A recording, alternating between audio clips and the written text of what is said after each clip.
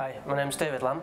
I'm the shop foreman at Smith & Barber Sculpture Atelier. My name is Danny Barber, and I am the Vice President of Smith & Barber Sculpture Atelier. My name is Philip Smith, and I'm President of Smith & Barber Sculpture Atelier. For the memorial chambers, I helped organize the stone cutting portion of the altars. A great honor to work on this project. The memorial chamber itself is an incredible room. It feels like a real responsibility. You want to, what I'm producing is in some way reflective of the importance of what those Canadians did and gave for the country. I feel honoured and privileged to be a part of it and to contribute in some way towards it. The stone for the altars themselves is the same as the original altar, and it's called Hopton wood, and it comes from England. The quarry was, from what I understand, was closed, and it was quite a venture to try and retrieve pieces that were of suitable quality.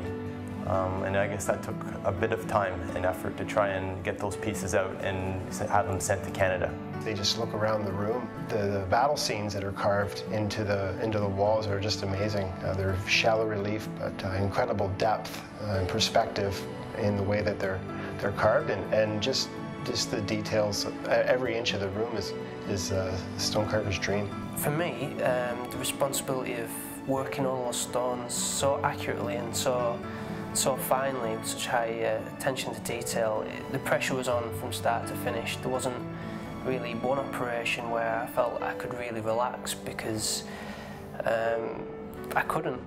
Well, the room itself is incredible. I would say it's probably the most intricately carved and most amazing masonry structure in the country. I would suggest anyone visiting the room to maybe have a look and research a little bit of exactly the significance of the stones that they're walking on. Those stones are from the war battlefields in France, and the significance of the carvings and the whole idea of what the memorial chamber means. Fragile the pieces were, being that this was such a rare stone and rare material that you're working with, you just have to be just extra diligent. Each stone at a time, and yeah, some mechanical tools, grinder, but the majority of the work for the finishing and the letter cutting was done with hand tools. This chisel here, I worked all the lettering on every stone with this chisel and this dummy. It's strange, it feels a little bit surreal. It's only afterwards, when they're all done and everything's finished, that it kind of sinks in what you've done when you see it in situ. It's a big honor for us to be a part of this project. Sometimes when you're working on projects like this, you stop to think about the longevity of the piece and how long the pieces are going to be there, impact that will have in your life further down the road when you want to go back and visit the pieces and maybe bring your children or grandchildren to visit and say, like, I was part of this commemoration that was so important to Canadian history. And you see other people's reaction to it. That's when it really sinks in, I think.